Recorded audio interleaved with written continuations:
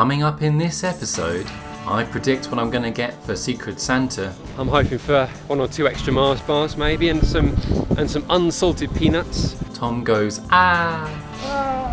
And Steve has some food. I got some food. But after 12 miles covered on the first day, it was time to leave the camp.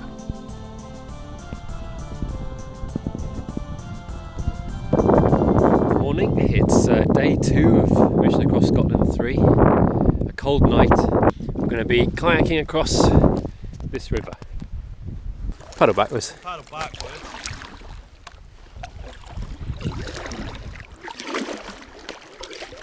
What are we aiming for? Just over there. Oh yeah.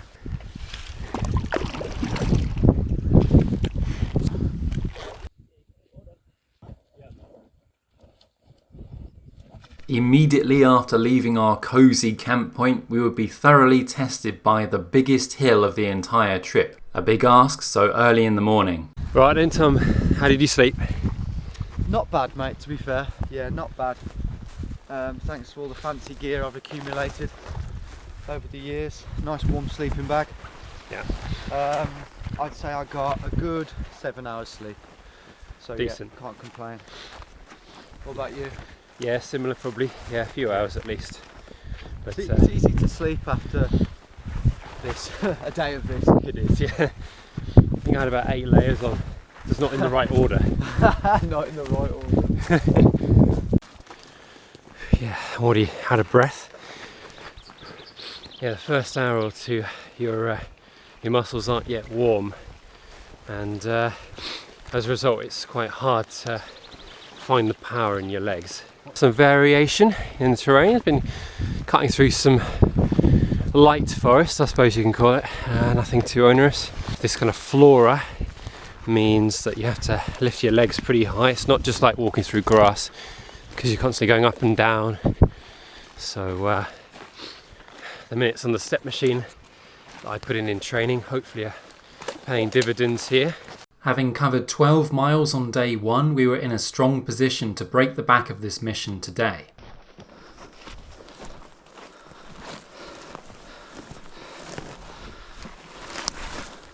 Woohoo! Foamy. Bit like my brain. So making decent progress over this pretty tricky terrain. Managed about a mile so far, so reasonable. So as we get higher up in altitude, it's getting a bit nippier. So actually, there's a bit more of an incentive to keep moving. If you stand still within about 30 seconds, you're starting to get cold. So Tom's just motored past me. Nah, it's alright. Yeah. But you can see the kind of views we're experiencing. Pretty sort of typical remote Scottish Highlands, really. Nothing surprising, I suppose, but Some pretty mad mountains that have appeared over there look dramatic. yeah. Glad we're not going up those though. Oh yeah, look how vertical that one is. Yeah. It's like Mount Vesuvius. It's no exaggeration that the hills on our right were pretty fearsome. Yeah, still online.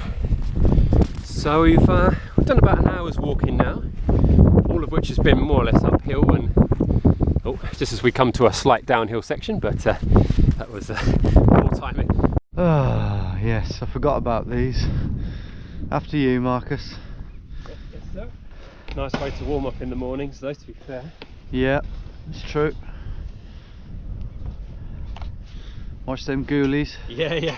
That'll definitely wake me up. I've already crushed them. I reckon this is cause for celebration, because 13.5 miles we've come, and that is the distance at which I failed Scotland 1 with Ian and Cody at the river, and Scotland 2 with a big group of us at the same river. That was probably 13.6. So officially, at this very moment, there's only one more mission, and that is Wales 2 to surpass, which is very exciting. Not far off it. Yeah, and we're probably not a million miles from the halfway point either, so it's very, very good news. For every additional mile that we ticked off, the satisfaction of laying the demons of previous straight line mission failures to rest became increasingly satisfying. Although as we plodded westwards, we were snuck up upon by some deer. Luckily, they weren't at all interested in us. Nice lock, just on the valley there. Just fighting against this terrain, trying to stay on the line. How you holding up, Tom? You alright? Good, yeah, I'm feeling good. I always think it's a good feeling the day after you've camped and the sun's semi out and you just, you're really in mission mode, you're in adventure mode. You're closing in on that finish line. You've endured the camp, you can endure anything. Yeah, exactly. Physically, you coping? Yeah, back's on my knees, my legs are a bit tight, but these things happen, you just plough right through it. Yeah, good stuff. What about your throat? Are you okay with that? Not too bad. I'm definitely feeling weaker than I usually would be because my body's fighting off this throat thing, but it's not so bad that it's not too bad basically. Okay, that's my good throat's news. Alright, I've got some strepsils in my gob, Yeah. and just soldiering on. Excellent stuff. This is the steepest part of the climb. We've been climbing pretty much since camp, and we're hoping that this bit here is going to see us to the top.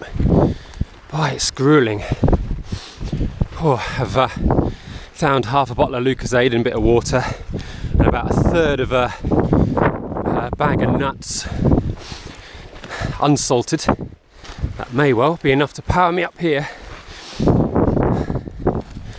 Oh man. Oh yes, straight on camera. Oh, I'm feeling tired, I just thought Yeah, I'd chill for a bit. it's alright. Just celebrating. I'm done now. On we go. Just past 560 metres in altitude.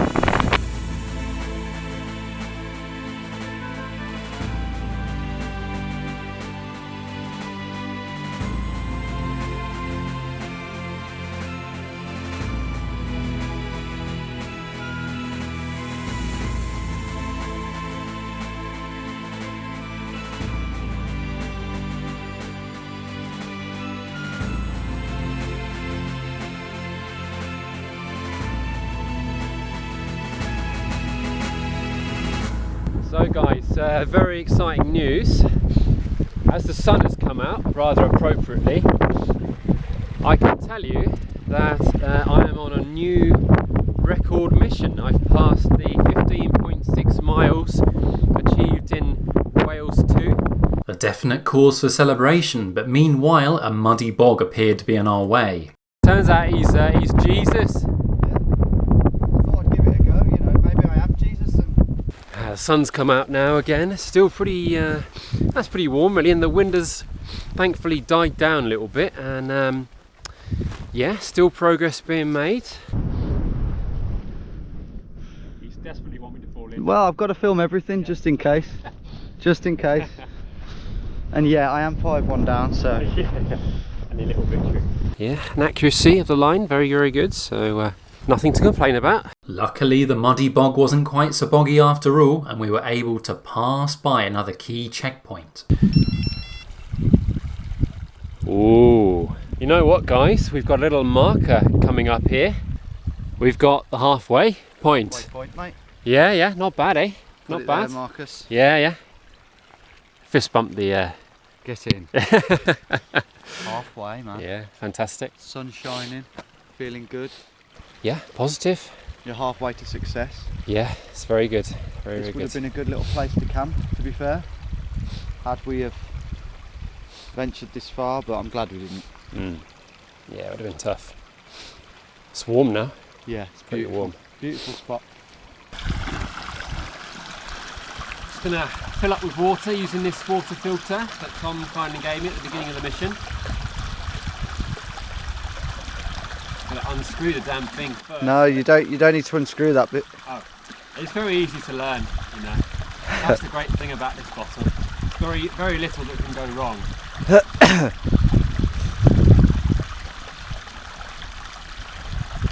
I think you just pull it out, don't you? There you go. Yeah, as I say, very easy to learn.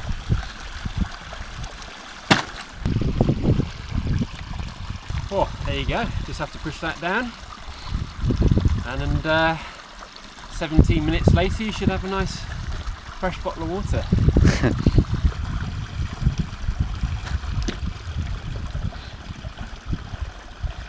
You can hum a tune in the background as well. Yep.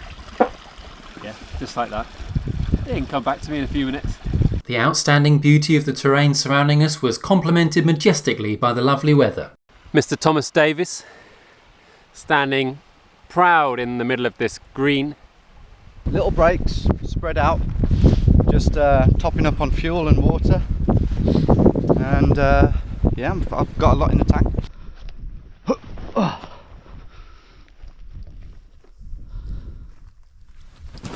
We're going to meet Steve at Corrimalsey, which will be the next section. Nice little structure here, don't know what that was. And this spectacular view down to an undisturbed little corner of Highland heaven came at the perfect time for us to take a break and have a chat. Just enjoying a nice sit down finally. Yeah, it's beautiful, isn't it, Tom? Yeah. It's what makes it. This is what makes a mission, isn't it? Really. It puts the icing on the cake for sure. It needs to be in such a remote area that man just doesn't tread. It makes you feel like, I mean, you could be thousands of years ago. We could be 10,000 years back in time. You know. It's possible. I think it's that, you know, the remoteness is quite appealing to me as well. I find. Yeah. Just. It's adventurous. Yeah. Treading a path no one else has trodden. Yeah. And Definitely. yeah. You mentioned earlier about highs and lows on a trip as well, and the sort of two come together, don't they? How would you sort of get out of a low if you were in one? Yeah, highs and lows on these adventures are a big part of what makes them. I believe it's more in tune with our natural human experience, what we've evolved to endure. The low points when you're wet and you're cold and you just feel like giving up. In today's modern life, you can just give up. You know, you don't need to put yourself through anything like that. So people just remain comfortable. Yeah. But if you can endure them, the highs that you get after that, the peak that you naturally get after that low, when the sun is out like this, and you know, you're making good progress and all the rest of it, that is a natural high, arguably better than any drug, because it's real and it's long lasting. And you know, it's a bold statement, but I think it's the antidote, the antithesis to feeling depressed. I think a lot of people do find solace in nature as well, and just especially if they've had a bereavement or something like this, it helps calm their thoughts as well, I think. Yeah. Nature is healing. Just that babbling river there, you know, babbling away for thousands of years.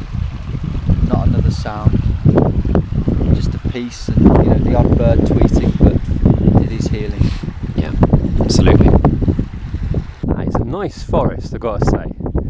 If I had to choose a forest, that one would come high on my list. A scary looking hill coming up, which it is, isn't it?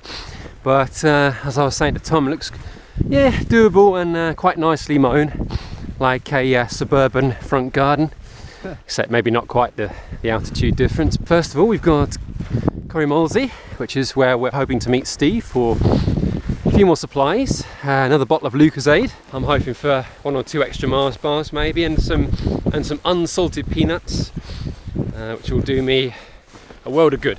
Marcus is filming me because he thinks I'm going to somehow fall off one of these. Well, he's got a track history, so.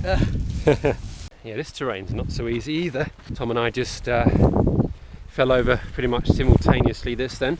Synchronised stacking. Cut 5 foot. And a 20-foot drop. Yeah. Some very remote properties. I've been rummaging around in here trying to find some piriton.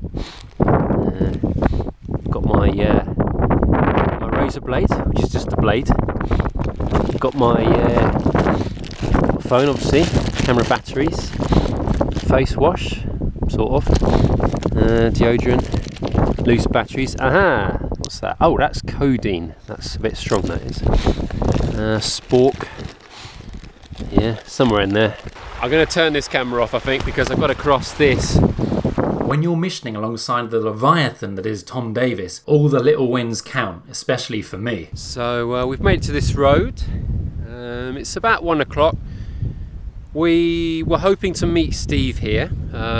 It's possible he's been held up. As you can see there, you've got a couple of houses. It's possible these areas might be gated, so he may not have been able to get down it. So I'm cycling in to bring camping gear and additional supplies, and the path has hit a dead end. It's a ford, so it looks like it's going to be shoes and socks off and pushing the bike across. I didn't sign up for this. We're a little bit at a loss of what to do. We don't really want to carry on and then have him come down here 5 minutes later, but likewise we don't want to twiddle our thumbs for too long either, so it's yeah, we're gonna wait it out for a bit. Here's Stevie. Hi. How you doing, Steve?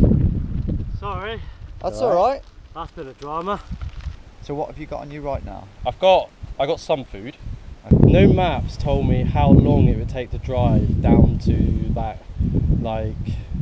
quarry thing. Yeah. And it was just like 10-15 mile an hour. Slow, bumpy. So that took forever. And then ironically, just the other side of those buildings, I met a lost hill walker. Oh. They thought they were on the next track over. Ah. And they're like, do you know where Kadamp Gully is? And the Boffy? I'm like, that's the next one over, unless I'm very lost. Yeah. Meanwhile, Tom had turned into David Attenborough. What are you doing, Tom? I'm washing my fishy tin, but in the process I accidentally caught a tadpole. Wow. Well, if we're desperate, I suppose we could, You could chow down on that. yeah, do a bit of fishing. Tadpoles actually hatching in the process of leaving their little balls of goo, and it's a really warm puddle. I don't know if that's good for them or not. Yeah. Presumably it is, yeah. But yeah, they're going mental. Yeah, so we're stumbling our way up this hill. Post lunch break. Post meeting with Steve. Yeah. Slightly heavier backpacks because we've taken on a bit of extra food.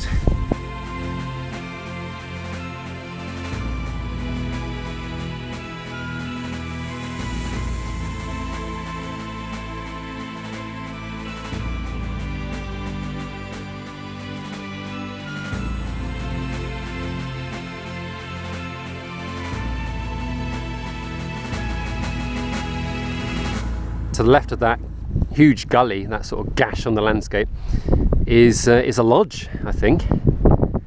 Yeah, very nice. Very remote. Imagine living there. Not a bad lock though, of course, to gaze upon. Right, first sighting of that river that we got across. It looks a fair bit chunkier than I'd anticipated, because really hasn't really been that much rainfall, is there, recently? No, basically none. This is getting quite steep, a bit slippery as well, actually. Marcus and Tom are long gone now, so they're heading up over the hill somewhere. And I'm about to get all the kayak and stuff back to the car. So there's 3 bags, so 3 trips. Take about an hour. It's not too far. We've approached the river, the one that I had so much trouble with. Those of you who have seen my previous 2 Scotland straight line missions will know how much trouble this river has caused me in the past. This time though, the river looked potentially jumpable, so after Tom's rucksack nearly ended up in the drink, leaping across the water was no trouble at all for the mighty GeoWizard. Then it was my turn. So you're thinking of jumping as well? I mean, if you were to wade across that, it does look over 1 metre deep, and also obviously freezing, and it's actually quite quick flowing. I was slightly trepidatious at the prospect of wading or swimming across this stream, firstly because it looked cold, secondly because who knew what would be lurking in the depths, and thirdly because I reckoned I could jump it.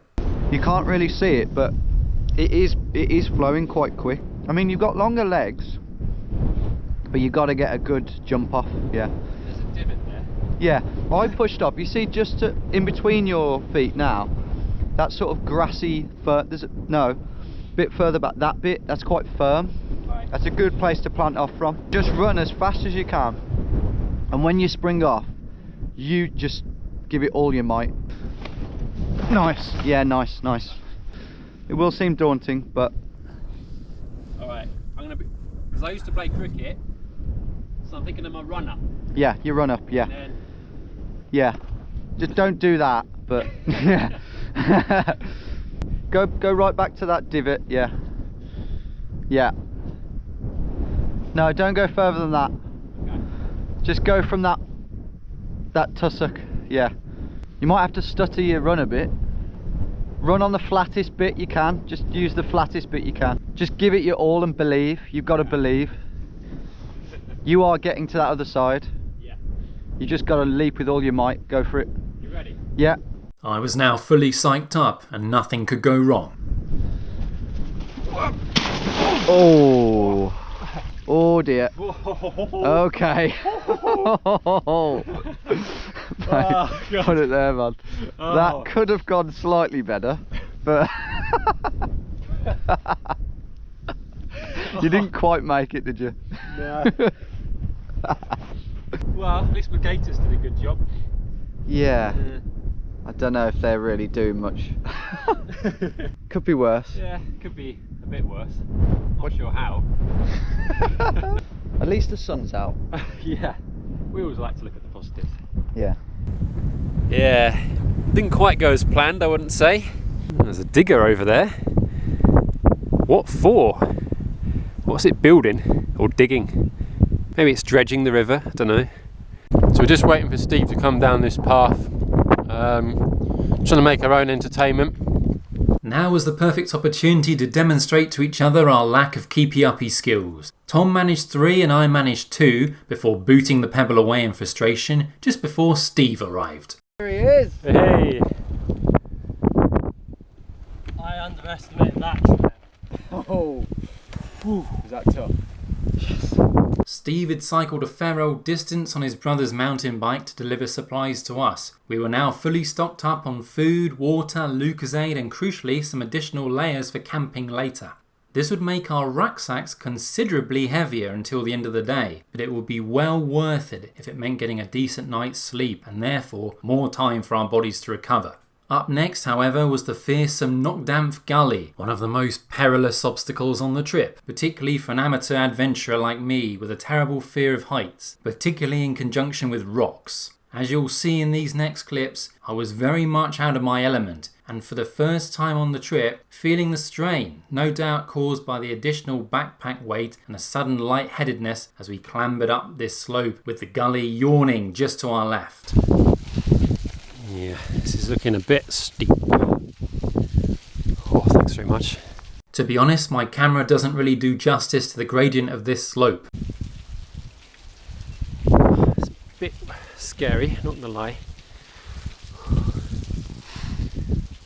There's Tom, plowing his way up. Bit by bit, feeling a bit weak. Well, we both are, aren't we? Yeah. The only route up, isn't it, really? This is the only route up safely, really, yeah.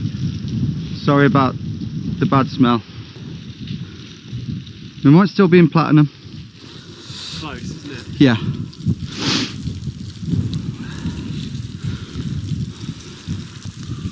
Now there's a little bit of a step of faith here. Well, all we need to do is get to that bit there and we're up. Do you want me to step over this to see what the next bit's like? I mean, are you sure you can do it? Yeah. I'm okay with this. Sure. I'm okay with this. Yeah. It's just a case of, Oh, I see what you mean. yeah, just going like that. How do you feel about that? Not great. No, don't do anything you're not comfortable with.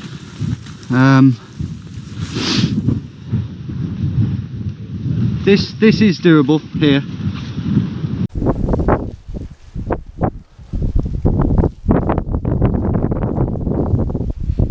Vertigo starting to kick in. Yeah. A lot.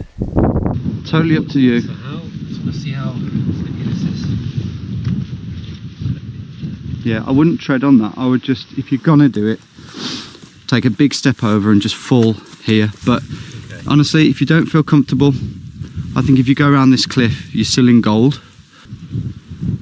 Up there, I don't like the idea of walking on the slippiness. With this, if your foot plants there, you're not going to slip. It's heavy, it's really heavy. Got it. Sure. Don't lean anymore. Yep.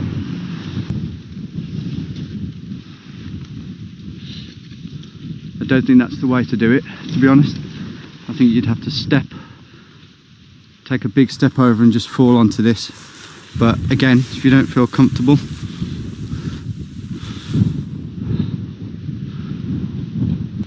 I don't want to make your decisions for you.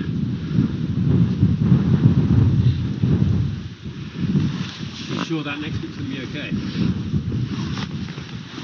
I don't know. The next bit, I think, is better than that. Yeah. Where would we go? Basically, you step down onto this flat bit of rock here, and you go straight up there. Yeah. Oh god. Yeah.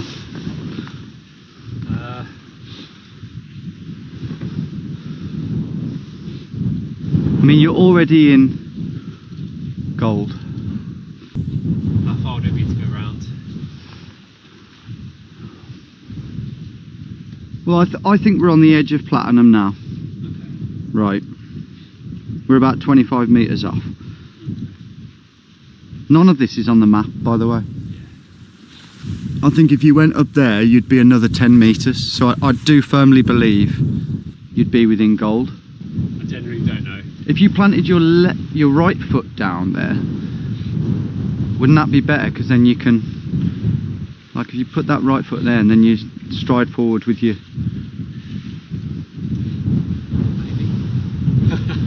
When you land, I can grab your hand just to anchor you a bit. The main thing is that your foot lands on here. There. Or there. Your foot wants to land here, and then you want to fall sort of inwards, you know. If you don't feel comfortable, if you're not sure what your plan is, I don't think you should do it.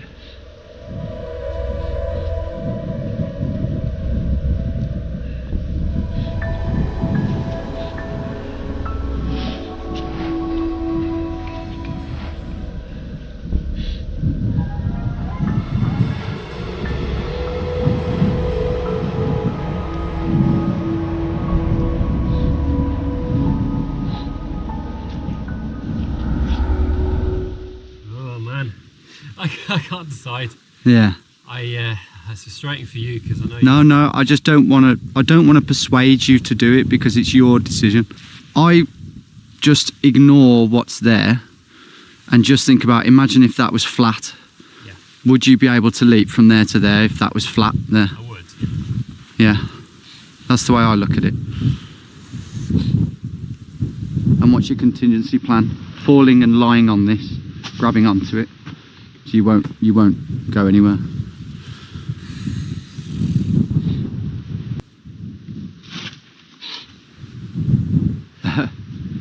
I'm going round.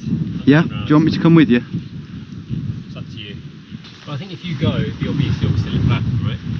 Yeah, but we're already out of platinum, so. Okay.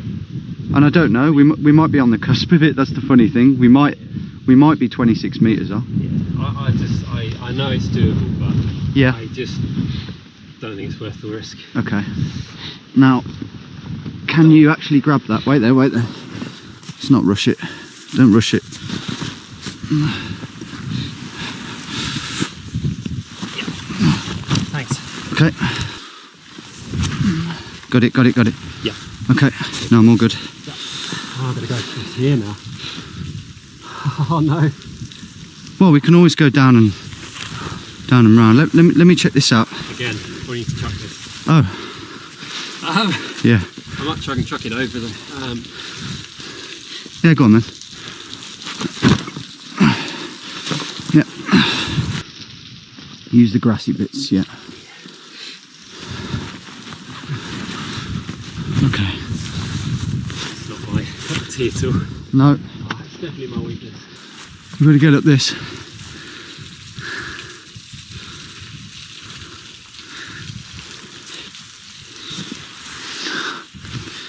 You just got to hug as close as we can.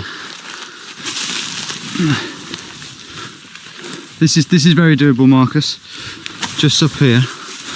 You're not going to hurt yourself if you slip down anyway. But if you always have 4 points or 3 points of contact, sorry. Every movement stable. That's it, mate. Well done, mate. Well done. Yeah, that's it. Keep leaning right. Yeah, well done. Yeah, you may notice I wasn't filming at all there. There was a section where I just didn't feel confident stepping across it. Tom was confident enough, but I've got severe vertigo. I struggle really badly with heights. And for me, I just didn't want to make a mistake. And I decided to go round. So I think it was the right decision in my view. It's not worth it. You're not 100% sure about how you're going to land, and if there's any chance of a mistake. It was slippy, wasn't it, and there was rocks below, so you made the right call. Still pretty sheer, this little ravine, and here we've got a pretty mad waterfall again.